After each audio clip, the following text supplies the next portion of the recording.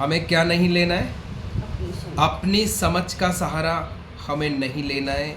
नीति वचन 3:5 में परमेश्वर का वचन आज हमें सिखा रहा है कि हमें अपनी समझ का सहारा नहीं लेना है, वरन संपूर्ण मन से हमें यहोवा पर भरोसा रखना है। हालेलुया।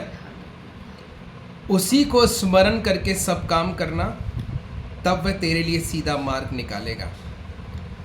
और बहुत सारे विचार हमारे आ सकते हैं, बहुत ढेर सारी बातें आ सकती हैं कि हम ये काम करेंगे, हम वो काम करेंगे, हम ये करके इतना पैसा बना लेंगे, हम लोग इस तरीके से जीवन में आगे बढ़ेंगे। मगर परमेश्वर का सोचना, परमेश्वर की समझ, वो सब क्या है? डिफरेंट है। हमारी समझ से कहीं अधिक परमेश्वर की सोच और समझ काम करती है मेरे प्रियो। तो वचन में लिखा है कि अपनी समझ का सहारा ना लेना, वरन संपूर्ण मन से यहोवा पर क्या करना? भरोसा रखना, और वही तेरे लिए क्या करेगा? सीधा मार्ग निकालेगा। उसी को स्मरण करके सब काम करना, तब वो तेरे लिए सीधा मार्ग निकालेगा। अपनी दृष्टि में बुद्धिमान न होना, यहोवा का भय मानना और बुराई से अलग रहना। हालेलुया। ये 3 इम्पॉर्टेंट बातें परमेश्वर आज हमें बता रहे हैं कि किस तरीके से हमें स्मरण रखना है, तब वो हमारे लिए सीधा मार्ग निकालेगा। अपनी बुद्धि, अपनी दृष्टि में बुद्धिमान ना होना, और यहोवा का भय मानना और बुराई से अलग रहना। कई बार ये बहुत, जो लास्ट वाला जो 7वां पद की जो बातें हैं, ये बहुत ही इम्पॉर्टेंट बातें हैं। और यहाँ पर कई बार मनुष्य बुद्धिमान बनने की कोशिश करता है। क्या बनने की कोशिश करता है? बुद्धिमान। जो बाप दादाओं से हमारे पास में ज्ञान आता है, हम लोग कभी भी किसी से कम अपने आप को होने देते नहीं हैं। बहस करने में, ज्ञान की बात करने में, एक दूसरे से थोड़ा सा ज़्यादा बोलने में, और ये सब बातें हमारे अंदर घमंड को पैदा कर देती हैं, और हम लोग अपने ही लेके ज़्यादा होशियार, बुद्धिमान, चतुर और समझदार बनने की कोशिश करते हैं, और सामने वाले को कम आंकते हैं, यानी सामने वाले को हम तुच्छ समझते हैं। और वचन में लिखा है कि तुम अपने से बढ़कर सामने वाले को क्या करना? समझना, उसका सम्मान करना, उसका आदर करना। ये क्या चीज़ है? ये परमेश्वर की वचन की बातों को पूरा करने वाली बातें हैं। अगर हमारे अंदर घमंड आ गया, हमारे अंदर स्वयं की दृष्टि में हम बहुत सुंदर, बहुत बुद्धिमान, बहुत ही ज़्यादा अच्छा बनने की कोशिश कर रहे हैं, तो फिर हम लोग पाप के भागीदार हो चुके हैं मेरे प्रियो। क्योंकि जैसे ही हमने अपने अंदर ये घमंड कर लिया, ये बातें जान ली कि मैं बहुत अच्छा परमेश्वर का दास हूँ, और मेरी प्रार्थनाओं से तो बड़े बड़े काम हो जाते हैं, और फिर जो है मैं जैसा बोलूँगा वो वैसा लोग बाग करेंगे, और फिर मुझ में किसी भी तरीके से बड़े बोल, बड़े शब्द, घमंड की बातें आ गई, और परमेश्वर की बातें हैं नहीं मेरे पास, परमेश्वर की बड़ाई है नहीं। मैं अपनी ही बड़ाई कर रहा हूँ कि देखो मेरे द्वारा, प्रार्थनाओं के द्वारा ये हुआ, मैंने ऐसा बोला था इसलिए ऐसा हो गया। नहीं मेरे प्रियो, जो भी कुछ है, पहला और आखिरी निर्णय हमारा परमेश्वर होना चाहिए। हालेलुया। हमारी समझ एक जगह जाकर ख़त्म हो जाएगी, हमारे प्रयास, हमारे प्रयत्न एक जगह जाके ख़त्म हो जाएंगे, हम हार जाएंगे और हम लोग थक जाएंगे। मगर जब परमेश्वर की अगर हमारे अंदर समझ और बुद्धि है, उसका अनुग्रह है, उसकी सहायता है, उसका स्वर्गीय प्रबंध अगर हमारे लिए है, तभी हम लोग कंफर्टेबल हो पाएंगे, नहीं तो हम कंफर्टेबल नहीं हो पाएंगे। क्यों? क्योंकि हमने अपनी समझ का सहारा लिया, अपनी आँखों की दृष्टि के अनुसार हम लोग चले, और हमने उसको स्मरण नहीं रखा। और जब हम लोग बहुत बुद्धिमान बन गए, समझदार बन गए, और जब ठोकर खाने का अवसर आया, जिस दिन गिरने का अवसर आया फिर हम लोग वापस खड़े नहीं हो पाए। क्यों? क्योंकि हमने शिक्षा को तुच्छ समझा, परमेश्वर को तुच्छ समझा। हमने अपनी ही बुद्धि, अपने ही ज्ञान से हम लोग चले और उसके बाद में अंत क्या है? अंत में हमने हानि उठाई है। मेरे प्रियो, ऐसे बहुत से लोगों को मैं जानता हूँ जो प्रभु यीशु मसीह में आने के बाद वो सिर्फ उन्होंने अपने बिज़नेस पर ध्यान दिया, अपने काम पर ध्यान दिया। वो कभी भी उन्होंने परमेश्वर के दासों को, परमेश्वर का दासों का आदर नहीं किया।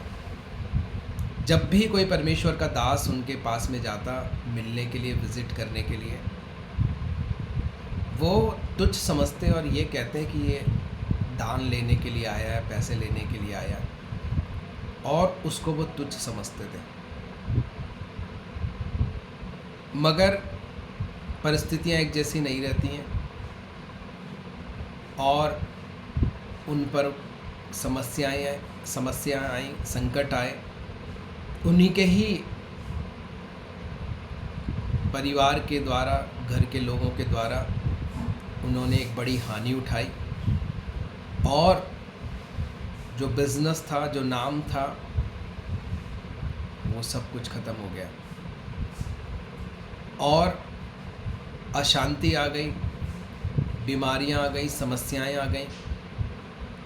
ये किस लिए हुआ कि एक मूर्ख, एक पशु समान मनुष्य क्या कर रहा है?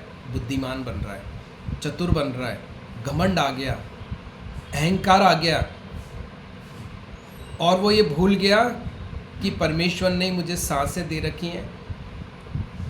उसने कभी वचन को पढ़ा ही नहीं। वचन को पढ़ा तो उसको समझा ही नहीं कि मुझे परमेश्वर के दासों का आदर करना चाहिए, पवित्र लोगों की पहुनाई करनी चाहिए, अपने से बढ़कर मुझे समझना चाहिए, क्योंकि मैं जो बोऊंगा वो मुझे क्या करना पड़ेगा?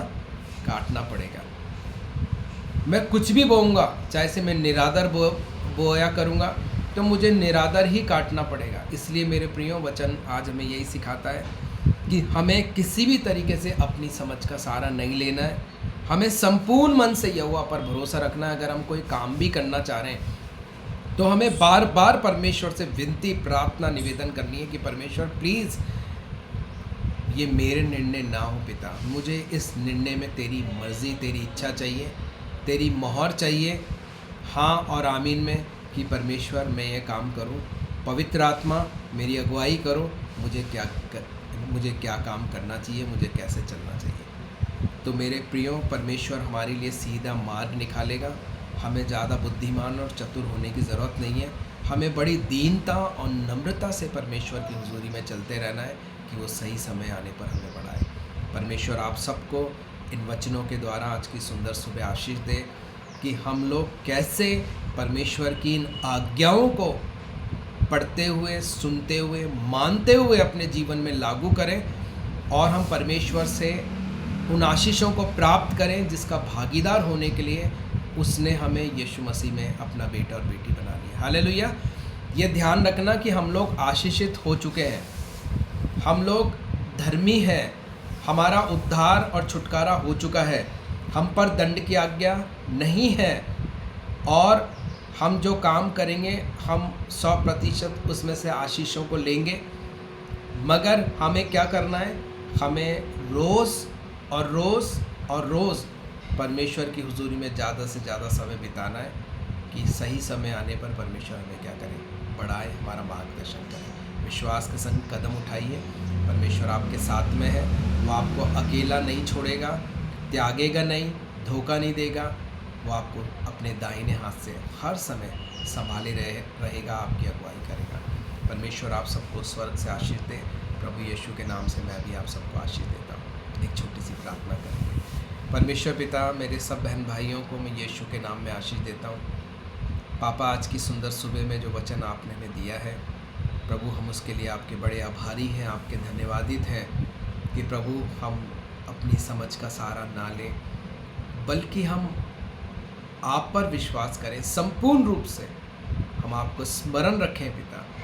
और प्रभु, आप पर विश्वास करते हुए, आप को स्मरण रखते हुए, अपनी बुद्धि और अपनी समझ का सहारा ना लेते हुए, आप पर डिपेंड होते हुए, पवित्र आत्मा के सहयोग के सहायता के द्वारा प्रभु हम आपसे और मनुष्यों के अनुग्रह के द्वारा बढ़ने पाए। पिता, अनुग्रह, कृपा, दया करना, हमें आपके वचन के अनुसार करने वाला बनाना, दीन और नम्र करना, कि प्रभु हमारी ग्रोथ हो सके, हम चारों दिशाओं में बढ़ सकें, फल ला सके और उसके द्वारा आपकी महिमा हो सके। पिता प्रभु, हमारी सहायता मदद करना, हमारा देखने का नज़रिया बदलना, हमारे सोचने का नज़रिया बदलना, हमारी आँखों का जो दृष्टिकोण है प्रभु वो तू सब बदलना। हमें बड़ा दीन और नम्र कर पिता, कि प्रभु हम तेरी आत्मा के द्वारा चल सकें। प्रभु, मेरे तमाम बहन भाइयों को मैं यीशु के नाम में आशीष देता हूँ, सबका भला और सबका उद्धार होने पाए। प्रभु यीशु मसीह के नाम से प्रभु हम मांगते हैं, इस प्रार्थना विनती निवेदन को सुने और कबूल कर लें।